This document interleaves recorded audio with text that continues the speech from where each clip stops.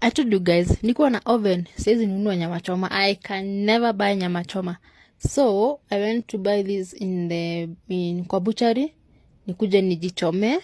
So, na marinate na soy sauce na curry powder. Peke yake na kachumvi. Na a little bit of cooking oil. So, hizo mix mmeona hapa ni ya soy sauce, curry powder, kachumvi, na a little bit of cooking oil. And then you put it in your oven for 200 degrees for 60 minutes. And also I'm doing some warus tuchipo hapa na pale juu hiyo supu ya nyama inamwagika ikiwa kwa oven na yezi potelea, so nitaiweka chini ya nyama hivi, the way you shall see it. I just put it under the meat, ndo hiyo supu ikimwagika imwagikia hapo juu.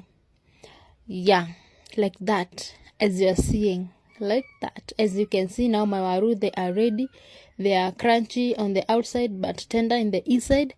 And now my meat is ready. I will have just to cover it with this foil paper, then nirudishe kwa oven for like 6-7 minutes hapo. Yeah, for it to be juicy and tender. So ukave kabisa, usiache kamwanya hata kadogo, and then urudishe kwa oven. After 7 minutes, bring your meat outside of the oven, and now you can serve.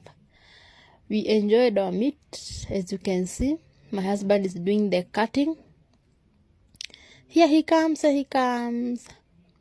Yeah, there he is doing the cutting. As you can see, outside is crunchy, but in the inside it's very, very soft and tender and juicy. So try this and share to all the chefs and to all everyone with an oven. You can try this, and thank you guys.